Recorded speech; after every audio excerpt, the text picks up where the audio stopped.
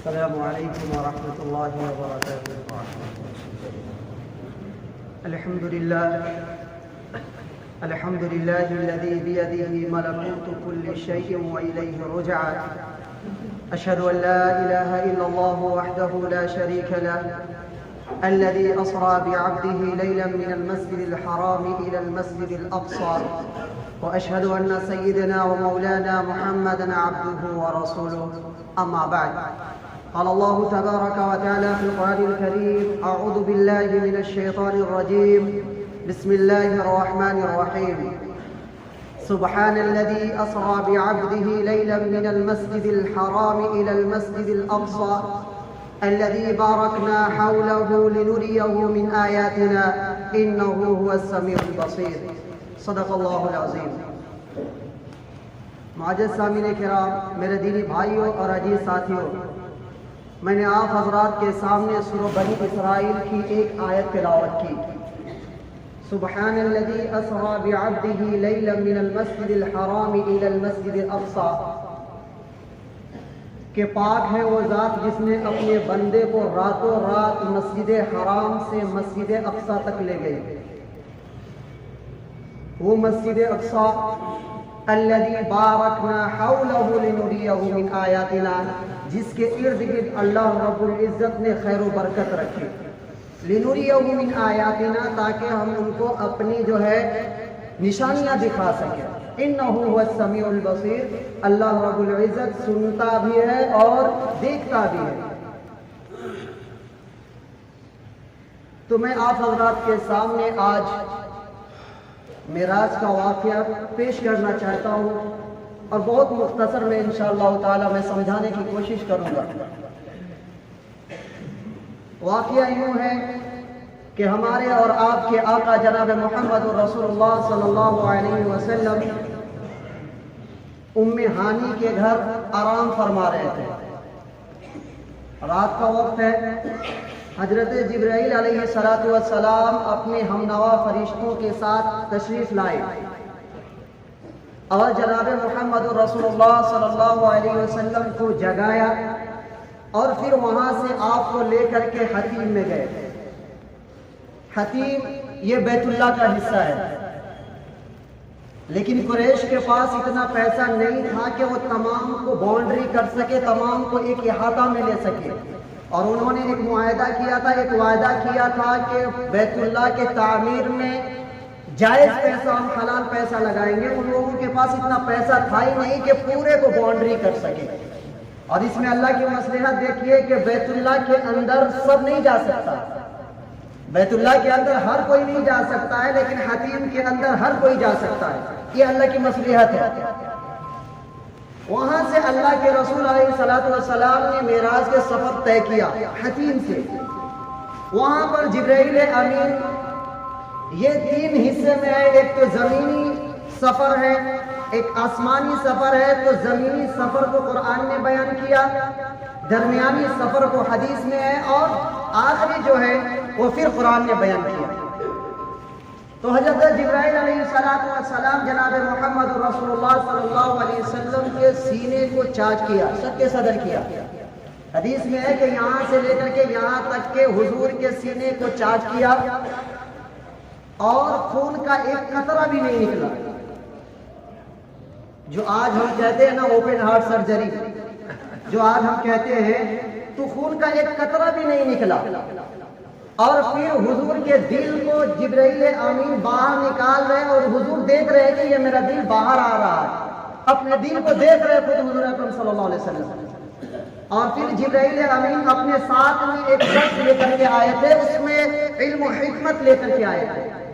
پھر دل کو یوں کیا، دل پھٹ گیا، اور جبرائیل امین اس دل کو مائع زمزم سے دھویا۔ ایک روایت میں کہ پورے پیٹ کو مائع زمزم سے دھویا گیا، اور ایک میں کہ دل کو ظاہری اور باطنی حصے کو مائع زمزم سے، زمزم کے پانی سے دھویا گیا، اور پھر اس میں جو علم و حکمت لے کر کے آئے تھے دل میں ڈال دیا گیا۔ پھر دل کو یوں بند کیا، یوں ایسے ہی بند کیا، پھر دل خود بخود بند ہو گیا۔ اس کے بعد جبرائیل امین اس دل کو یہاں لا کر کے رکھے، پھر یہ دل خود بخود فٹ ہو گئی۔ اور سینہ کو یوں سیٹ کیا اور سینہ بھی ایسے لگ رہا تھا کہ سینہ یہ شخص کیا ہی نہیں ہے. اب یہ مکمل انتظام ہو گیا جانے کے لیے. پھر یہاں سے جبرائیل امین ہمارے اور آپ کے آقا جناب محمد رسول اللہ صلی اللہ علیہ وسلم کے لیے ایک سواری لے کر کے آئے جسے براق کہتے ہیں. وہ سواری جو کھچر سے قد میں بڑا اور گدھے سے قد میں چھوٹا، اس کو لے کر کے آیا اور حضور کو اس پر سوار کیا. حضور کہتے ہیں اس سواری کے بارے میں کہ اس کی تیز رفتار اتنی تھی کہ جہاں میری نظر پڑتی وہاں اس کا قدم پڑتا، اتنی تیز رفتار تھی. تو اس میں اس امت کو ایک پیغام ہے کہ اگر یہ امت بھی اپنے کھوپڑی اپنی دماغ کا استعمال کرے تو یہ امت بھی کچھ کر سکتی ہے.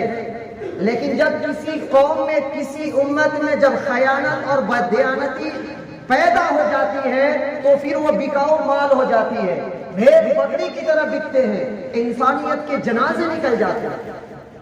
یعنی پیغام ملا کہ اگر یہ امت چاہے تو اس کے ذریعے سے کچھ کر سکتی ہے. پھر وہاں سے حضور کو جبرائیل امین براق پر بیٹھا کر کے لے گئے. حضور کو کہا کہ اب یہاں آپ اتریے، 2 رکعت نفل کریے. حضور نے 2 رکعت نفل پڑھی. کہا کہ یہ کون جگہ ہے؟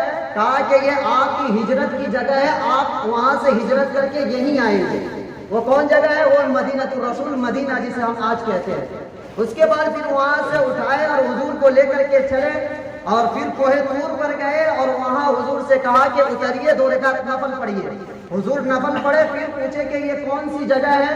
تو جبرائیل امین نے کہا کہ یہ وہ جگہ ہے جہاں حضرت موسیٰ علیہ السلام اور اللہ تبارک و تعالی ہم کلامی کیے تھے. پھر اس کے بعد آگے بڑھے تو بیت لحم کے پاس پہنچے اور حضرت جبرائیل نے کہا کہ یہاں بھی 2 رکعت نفل پڑھے. یہ وہ جگہ ہے جہاں حضرت عیسیٰ علیہ السلام پیدا ہوئے. پھر وہاں سے لے کر کے چلے، میں مختصر میں لے کر کے چل رہا ہوں. پھر وہاں سے لے کر کے بیت المقدس چلے جسے ہم مسجد اقصیٰ کہتے ہیں، جس کی حفاظت کی ذمہ داری ہر ایک مسلمان کی ہے. کسی ایک مسلمان کسی ایک کی نہیں ہے بلکہ تمام مسلمانوں کی فرداً ذمہ داری اس کی حفاظت کی. وہاں لے کر کے گئے اور تمام انبیاء منتظر انتظار ہے، تمام انتظار کر رہے ہیں. حضور وہاں گئے، جبرائیل امین حضور کو آگے بڑھایا، کہا آپ امامت کریں. آپ نے نماز پڑھائی. نماز پڑھانے کے بعد حضور نے یہ اعلان کر دیا کہ اب نبی تمام انبیاء نبی بنے اور حضور اکرم صلی اللہ علیہ وسلم اپنے ختم نبوت کا وہاں مہر لگانے کا اعلان کر دیا. آپ امام بنے، تمام انبیاء مقتدی بنے. اور یہ پھر اعلان ہوا کہ ان الدین عند اللہ الاسلام، کہ اگر موسیٰ علیہ السلام بھی آ جائے تو پھر بھی شریعت محمدی چلے گی. اگر عیسیٰ علیہ السلام بھی آ جائے تب بھی شریعت محمدی چلے گی.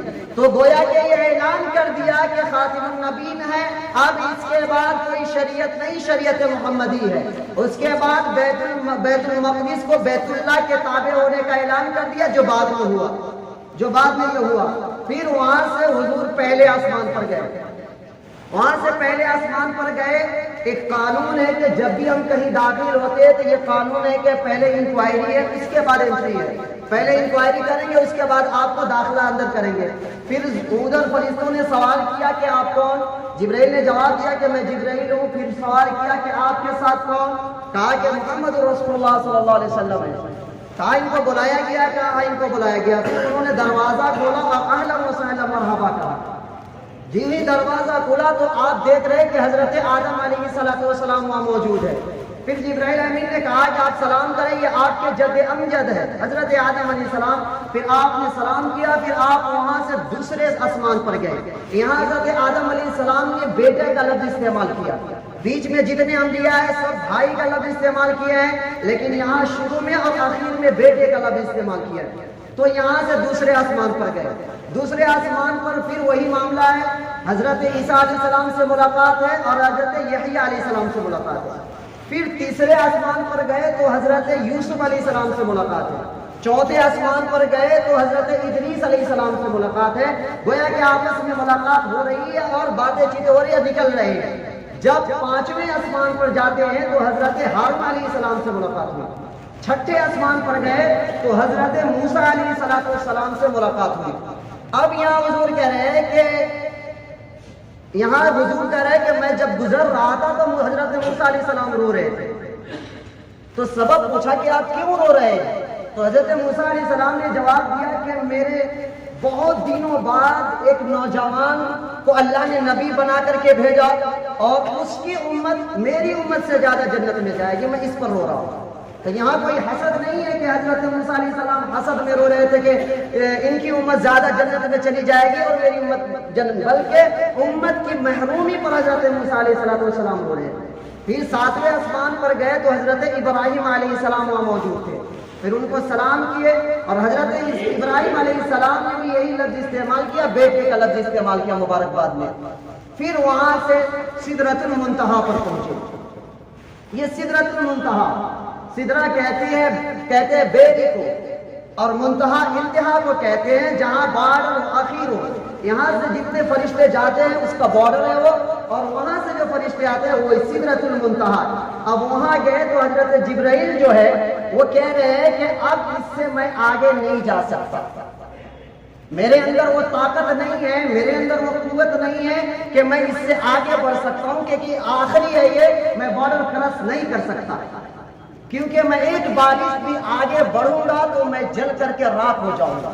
تو یہاں دیکھیں ہمارے اور آپ کے آقا جناب محمد رسول اللہ صلی اللہ علیہ وسلم کے مقام و مرتبہ کو، جہاں حضرت جبرائیل کی انتہا ہو رہی ہے وہاں سے ہمارے نبی کی ابتدا ہو رہی ہے۔ تو یہ مختصر سے واقعات میں آپ کے سامنے پیش کر رہا ہوں۔ پھر آپ گئے، اب یہاں سے قرآن نے بیان کیا وَالنَّجْمِ إِذَا هَوَى مَا ضَلَّ صَاحِبُكُمْ وَمَا غَوَى وَمَا يَنطِقُ عَنِ الْهَوَى إِنْ هُوَ إِلَّا وَحْيٌ يُوحَى عَلَّمَهُ شَدِيدُ الْقُوَى ذُو مِرَّةٍ فَاسْتَوَى وَهُوَ بِالْأُفُقِ الْأَعْلَى ثُمَّ دَنَا فَتَدَلَّى فَكَانَ قَابَ قَوْسَيْنِ أَوْ أَدْنَىٰ۔ پھر یہاں سے یہ ہے، تو پھر گئے اور بیچ میں یہ بھی معاملہ ہوا کہ حضور جب گئے تو وہاں حضور کو ایک شہد، ایک گلاس شہد اور ایک دودھ اور ایک شراب کو پیش کیا گیا۔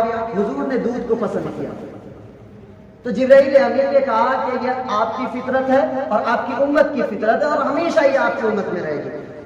پھر بیت المعمور پہ گئے اور حضور کہہ رہے ہیں کہ میں جب گیا قریب میں تو حضور کہہ رہے ہیں کہ اسمع فی صریف الاقلام، کہ مجھے قلم کے چلنے کی آواز سنائی دے۔ پھر آپ اللہ کے پاس گئے، اللہ سے بات ہوئی، آپ دونوں آپس میں اللہ اور اللہ کے حبیب بات کیے۔ وہ کیا بات کیے اللہ اور اللہ کے رسول وہی جانتے ہیں۔ پھر وہاں کچھ تحائف آپ پیش کیے، کچھ تحائف اللہ پیش کیے دونوں۔ پھر بعد وہاں سے 50 وقت کی نماز لے کر کے واپس آئے، 50 وقت کی نماز۔ جب آپ واپس آ رہے ہیں تو حضرت موسیٰ علیہ السلام سے ملاقات ہوئی۔ حضرت موسیٰ علیہ السلام کہہ رہے ہیں کہ کیا اللہ نے تحفہ میں آپ کو کیا دیا؟ حضور نے کہا کہ اللہ نے مجھے 50 وقت کی نمازیں دی۔ حضرت موسیٰ علیہ السلام نے کہا کہ آپ اپنے رب کے پاس جائیں اور اس میں تخفیف کی گزارش کریں کہ اللہ کم کر دے، کیونکہ میں نے یہ آزمایا ہے، یہ ہمارا مشاہدہ ہے کہ میری امت میں اس سے کم عبادت ہے پھر بھی وہ نہیں کر پاتے۔ آج دیکھیں نا، آج جمعے کی نماز میں مسجد بھری ہے، دیکھ رہے ہیں نا، لیکن وہی آپ عصر کی نماز میں آ کر کے دیکھیں تو 1-1.5 صف آدمی ہے۔ تو یہ مشاہدہ حضرت موسیٰ علیہ السلام نے کیا تھا اور حضور کو کہا کہ آپ جائے، آپ کی امت یہ نمازیں نہیں پڑھ سکتی ہے، اتنی طاقت نہیں ہے، آپ کی امت کے مقابلے میں میری امت طاقتور تھی، لہذا آپ کی امت یہ نہیں کر سکتی ہے۔ لہذا حضور گئے، ایک روایت میں ہے کہ 10-10 کر کے کم ہے، ایک میں ہے کہ 5-5 کر کے کم ہے۔ اگر 10-10 ہے تو 4 مرتبہ گئے اور 5-5 ہے تو 9 مرتبہ گئے۔ پھر وہاں سے آئے تو حضرت موسیٰ علیہ السلام کے پاس آئے، حضرت موسیٰ نے کہا کہ اب کیا کتنے ہیں؟ تو حضور نے کہا کہ 5 وقت کی نماز باقی ہے۔ حضرت موسیٰ علیہ السلام نے کہا کہ یہ بھی آپ کی امت نہیں پڑھ سکتی ہے، یہ بھی آپ کی امت نہیں پڑھ سکتی ہے، آپ پھر جائے اللہ کے پاس اور تخفیف کرا کر کے آئے۔ تو حضور نے کیا کہا کہ اب میں نہیں جا سکتا، میں اب نہیں جا سکتا، مجھے شرم آ رہی ہے۔ پھر وہاں سے حضور جب نماز لے کر کے آئے تو اوپر سے آواز آئی کہ میں اپنے وعدے پر بیٹھا ہوں، اگر تمہاری امت 5 وقت کی نماز ادا کرے گی تو اسے 50 وقت کی نماز سے ثواب میں عطا کروں گا۔ لیکن یہ امت آج 5 وقت کی نماز بھی نہیں پڑھ پا رہی. ہم کہاں ہیں؟ جس نبی نے عرش پہ جا کر کے اپنے امتی کو نہیں بھولا، وہ امتی آج اپنے کاروبار میں پھنس کر کے، اپنے دنیاوی معاملات میں پھنس کر کے اپنے نبی کو بھول چکے. افسوس کا مقام یہاں. حضور وہاں سے ایک پیغام لے کر کے آئے جسے کہا گیا کہ یہ معراج المومنین ہے. نماز جو ہے معراج المومنین ہے. مومن اگر چاہیں کہ اللہ سے بات کرے تو وہ آ کر کے اللہ کے سامنے کھڑا ہو اور اللہ سے مانگے، جو بھی کمی ہو اللہ سے مانگے. تو یہ مومن کے لیے معراج ہے کہ وہ بندہ آ کر کے اپنے رب سے مانگے. یہ مانگنے کا ایک ذریعہ ہے. صحابہ تو اچھل رہے تھے نماز کے بارے میں سن کر کے کہ ہم اللہ سے ہر چیز مانگ سکتے ہیں، لیکن آج وہی امت ہے جو دین سے غافل ہو چکی ہے.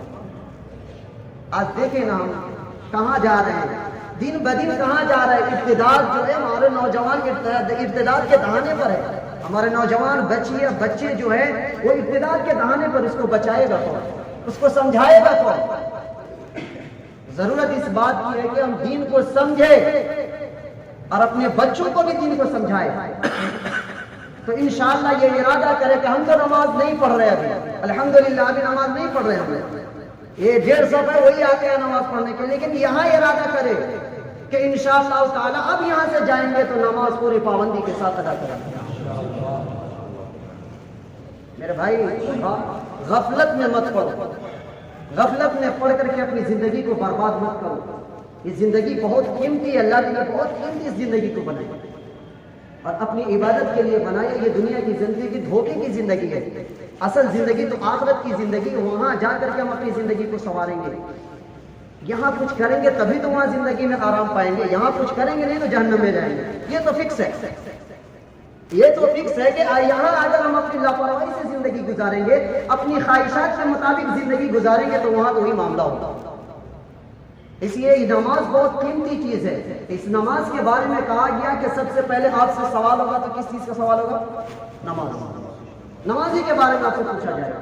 آج نماز سے ہم پیچھے بھاگ رہے ہیں، آج نمازی سے ہم پیچھے بھاگ رہے ہیں.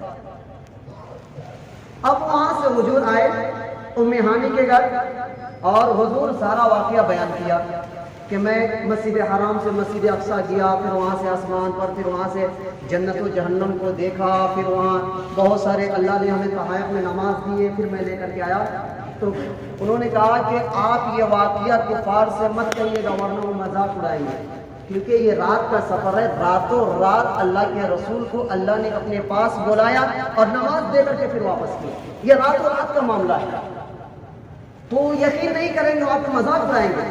حضور نے نہیں کہا کہ حضور نے کہا کہ نہیں یہ میرے رب نے کیا ہے اور یہ سچ ہے، یہ جھوٹ نہیں ہے، میں تو سب کے سامنے بیان کروں گا. پھر صبح ہو کر کے حضور نے بیان کیا. ابو جہل سن کر کے ہنس رہے، مذاق اڑا رہے ہیں.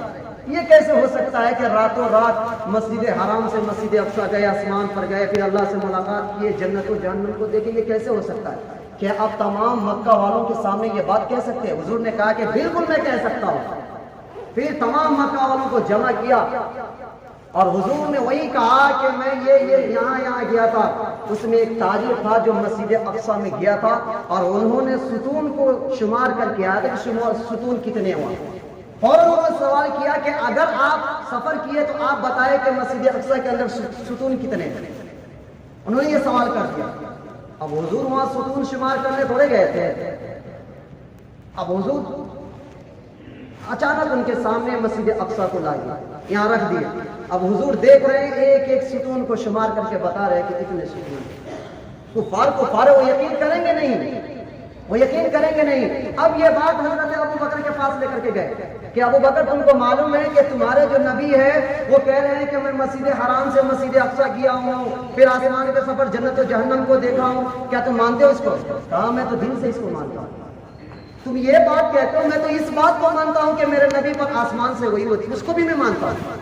اور تم اس بات کو، میرے نبی نے کہا ہے کہ یہ سچ ہے. اسی وقت حضرت ابو بکر صدیق کو کیا لقب ملا؟ صدیق. وہی صدیق اکبر لقب ملا. اور وہاں بہت سے آزاد جہنم کو دیکھا اللہ کے رسول نے. تو وہاں دیکھا کہ ایک آدمی ہے جس کا یہ جو ہے ناخن جو ہے تانبے کے ہیں، اور وہ ناخن کے ذریعے سے اپنے چہرے کو اپنے سینے کو نوچ رہا ہے۔ حضور نے کہا کہ یہ کون ہے؟ جبرائیل امین نے کہا کہ یہ وہ ہے جو لوگوں کے گوشت کھاتے ہیں۔ کون کھاتے ہیں لوگوں کو؟ قرآن نے کہا ایحب احدکم ان یاکل لحم اخیہ، اپنے بھائی کو گوشت کھاتے ہیں۔ یہ کیا کرتے ہیں؟ غیبت کرتے ہیں۔ یہ غیبت کرتے ہیں، اپنے بھائی کی عزت و آبرو کی پرواہ نہیں کرتے، بے عزتی کرتے ہیں وہ۔ اور حضرت ابو ہریرہ رضی اللہ تعالیٰ عنہ فرماتے ہیں کہ حضور نے فرمایا کہ جب میں معراج پہ گیا تو وہاں میرا گزر ایسے لوگوں پر بھی ہوا کہ جن کے پیٹ جو ہے وہ انسانوں کے رہنے والے مکان کتنے بڑے بڑے، اور اس کے اندر سانپ اس کو ڈس رہے تھے۔ تو حضور نے کہا کہ یہ کون ہے؟ کہا یہ وہ لوگ ہیں جو دنیا میں سود کھاتے ہیں، یہ سود کھانے والے۔ ایسے بہت سے ہیں، کتنا بیان کروں آپ کے سامنے۔ اور حضور کا گزر ایسے لوگوں پر بھی ہوا ہے کہ ایک ہانڈی ہے جس میں پکا ہوا گوشت ہے، تازہ گوشت ہے، اور ایک ہانڈی ہے جس میں سڑا ہوا گوشت ہے۔ پکا ہوا گوشت نہیں کھا رہا بلکہ سڑا ہوا گوشت کھا رہا ہے۔ حضور نے پوچھا یہ کون ہے؟ کہا کہ یہ وہ لوگ ہیں جو اپنے پاکیزہ بیوی کو چھوڑ کر کے زانیہ اور فاحشہ عورتوں کے ساتھ شب بازی کرتے ہیں، رات گزارتے ہیں اس کے ساتھ۔ یہ وہ لوگ آگ کھا رہے ہیں، وہاں پہ آگ کھا رہے ہیں۔ پوچھا یہ کون لوگ ہیں؟ کہا یہ حرام اور حلال کی تمیز کرنے والے نہیں، یتیموں کے مال کھانے والے ہیں۔ ایسے ایسے وہاں دیکھے میرے نبی نے۔ اس لیے میرے بھائیوں تمام غیبت سے بچیے۔ غیبت یہ بہت بڑی چیز ہے۔ دعا کرے کہ اللہ تبارک و تعالی ہم سب کا خاتمہ ایمان پر فرمائے اور دونوں جہان کی کامرانی و کامیابی عطا فرمائے۔ آمین۔